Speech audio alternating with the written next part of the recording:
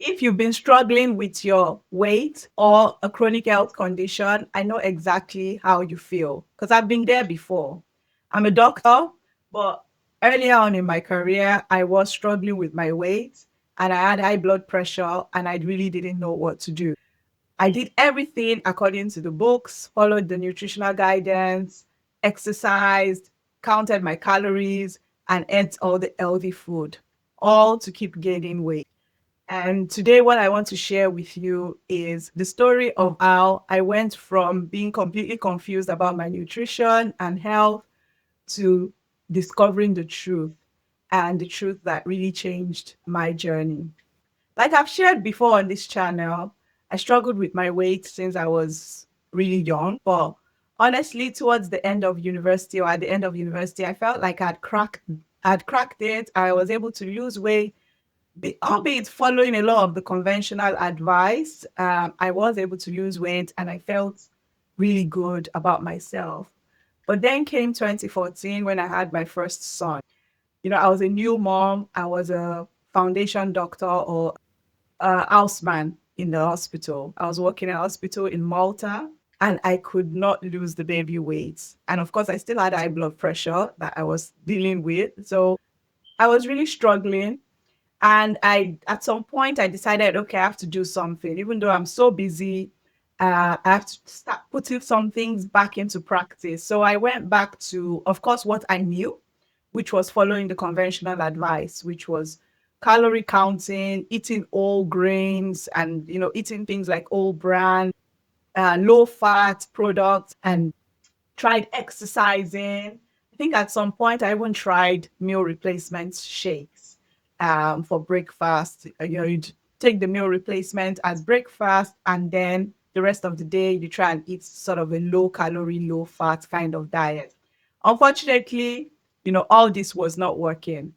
The only way I can describe it is I was constantly tired, constantly thinking of food, very hungry.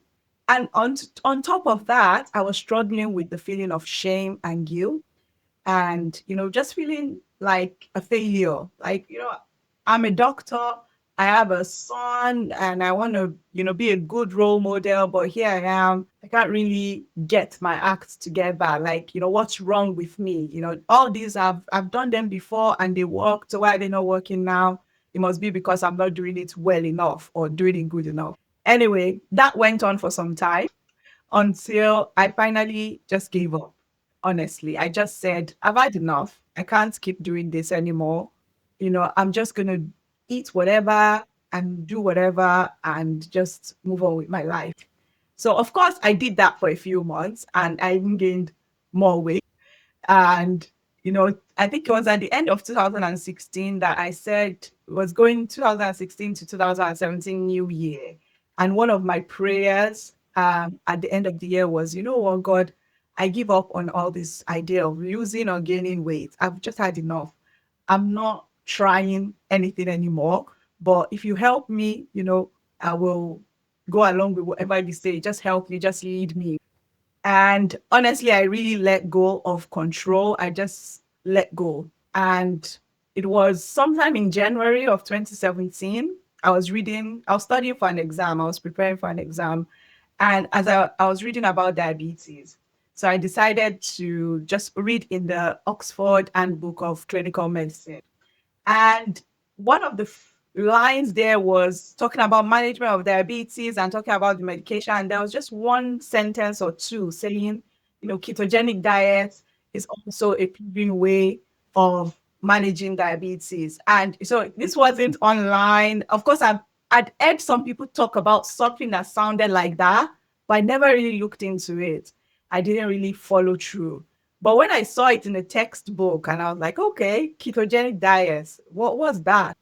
So I started to research it and I started to I was watching all kinds of YouTube videos, reading blogs, and I really went into it and really got interested in the science because the science made a lot of sense to me.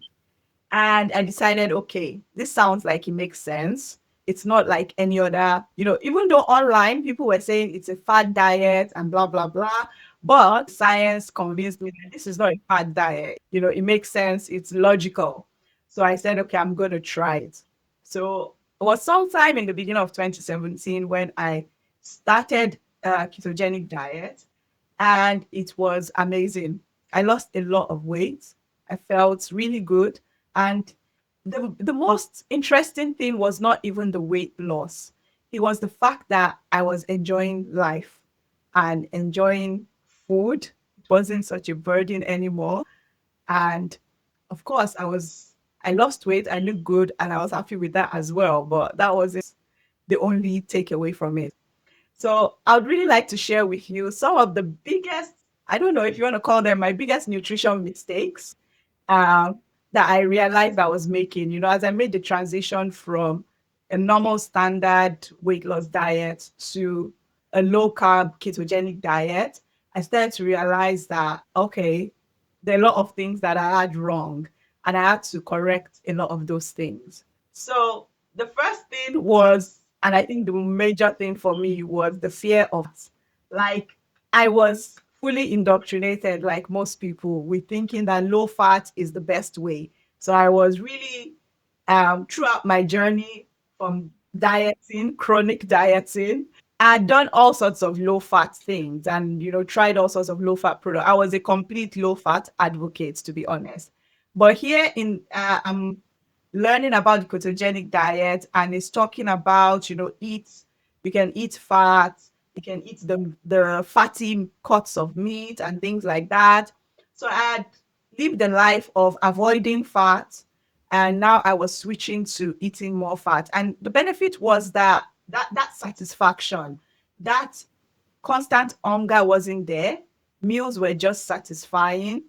And, eventually over time, I could actually, I don't want to call it fasting, but I could fast without being bothered. It's not really fasting, it's just that I was satisfied from the meal, and I didn't need to eat again until a much later time than I usually would. And, you know, that continues to be something that bothers me even till today. And that's how ingrained the fear of fat is in us.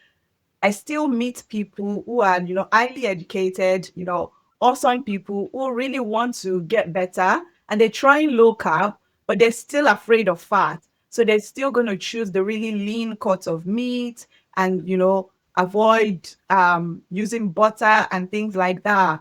And that is so detrimental because, over and over again, I just see them slip back to increasing their carbohydrate intake because the meals are not satisfying. And that is one big struggle that I see out there. And the other really big mistake I was making was believing that processed foods could be healthy. Like, well, I wouldn't say believing that processed foods marketed as health foods are real. Like, it's really true, just because they're selling it as a health food. I remember when I was in uni, there was this cereal that they were promoting. It's Special K or something like that. It's like an old brand cereal anyway, some kind of old brand cereal.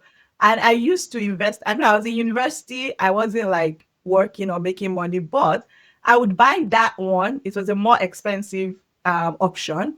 I would buy that instead of regular cereal, thinking I was making a health choice, like, oh, this is for my health or to lose weight or whatever. But it's just the same thing. At the end of the day, the cereal is cereal. These are not food. It's just wheat, and very much processed wheat with sugar and additives. And of course, they add some vitamins that are supposedly good for us. And I had to shift from that and, thinking that all brand cereal was healthy food to just seeing natural foods as food and just sticking with that, compare that with just eating like some eggs fried up in butter or scrambled in butter. That's a simple meal. I know exactly what I put in it. It doesn't take me a long time. It's highly nutritious, and I'm full for longer. I'm not, finishing breakfast and thinking, oh, I'm looking forward to my snack in 2 hours. And that brings me to the third big mistake that I was making is thinking about eating several meals a day. Like, there was this, or there still is this idea that you should eat 6 meals a day, but 6 small meals to prevent And I think they promote that because they want to prevent the whole idea of being hungry all the time. But that did not help me. I did that, eating 6 meals a day, having breakfast, snack, lunch, snack, dinner, and then sometimes snack before I go to bed as well. It just wasn't working. And I realized that the whole concept of eating 6 meals a day was actually counterproductive. I realized I was giving my body more insulin spikes to deal with, but right now, what I do is I eat one meal. It's satisfying because it has enough protein, enough fats, and I'm not hungry, so I don't eat. So I don't need a snack. I'm fine until the next meal and I eat, and that's it. And there's not that constant obsession or constant thinking about food. Like, a lot of my mental space is freed up to think of other things and do other things with my time and my energy. And the last one I would like to share is the obsessing over calories, and completely ignoring that there are hormones in our body that affect the way our body um, processes fats to burn or to store. I was completely ignorant of this, even though I knew it. I knew it in my head, in the back of my head somewhere, that insulin promotes fat storage, and there are hormones in your body that promotes that affect fat storage and fat burning. It was back there from physiology many years ago. I didn't actually apply that. Like, that didn't follow through in my brain. So I was really busy counting the calories, trying to be in a calorie deficit all the time. And that is just detrimental, because the more I was in a calorie deficit, the more I'm telling my body that there is a problem, and my body wants to hold on to the fat, not use it. When I started doing low carb, because the carbohydrates was low, I was eating such a low amount of carbohydrates, the level of insulin was so low, and that fat storage hormone, insulin being low, allowed my body to burn the fat. And that's how I was able to lose weight. To be honest with you, it's not been like a straight road from, like, say, oh, from 2017 till now, I've just been doing a ketogenic diet or low carb diet and never ever drifted. No, of course not. We live in a real world, and there are real challenges, like, moving countries, having another child, change of jobs, blah blah blah, all sorts of things come up. And in my experience, I went up and down on low carb, and sometimes I was on it, sometimes I fell off the wagon, the proverbial wagon, as they say. And but I always came back, because I realized that I have to be gracious with myself, and that is the grace of God anyway, that I was able to know that. And whenever I come back to eating a low carb way, I would discover some even new benefits, like, oh, my tummy is not as upset, or, I feel a bit more energetic, or I just feel a bit more stable throughout the day. And so that those are some incentives, I guess, that kept bringing me back to doing it, because I was experiencing more benefits than just the fact that I would lose weight. But there was one thing that really did bother me, is that my blood pressure was never quite as controlled as I wanted it to be. Don't get me wrong, moving from a standard Western diet to low carb or ketogenic diets really, really made a big difference in my blood pressure. And I was able to be on a very low dose of high blood pressure medication. I was still on high blood pressure medication. So my goal and desire was to come off it altogether. And I was able to do that through the carnivore diet. So that is what I do now. I eat mainly meats, eggs, some dairy products. Of course, I eat fish, chicken, and things like that, but basically focusing on animal products. And within 1 week of doing that, I was able to come off the high blood pressure medication, and I still am off it till now. And actually, I continue to enjoy my nutrition. I continue to feel good about my health. And there are challenges with that too, but I continue to find that for my overall health, that is the way to go. So, am I saying everyone should just go on a carnivore diet? Of course not. A carnivore diet is basically a spectrum of a low carbohydrate diet. So, you can think of a low carbohydrate diet as a big spectrum. You can be as, 100 grams of carbohydrate a day to as low as a carnivore diet, which is not necessarily zero, but very low. So you can, it's a spectrum. Where do you need to be on that spectrum is something you might, depending on your health, what medication you're on, or what health challenges you're working on. Is it weight you want to lose, or is it you want more energy, or you want to bulk up, or whatever it is that is your goal will decide where you go with it. And that is one thing I love about thinking of nutrition in this way, is that it takes us away from this conventional idea that one size fits all. Everybody should be on this kind of standard diet. Food, this is the food pyramid. There you go, eat like that from now till the day you die.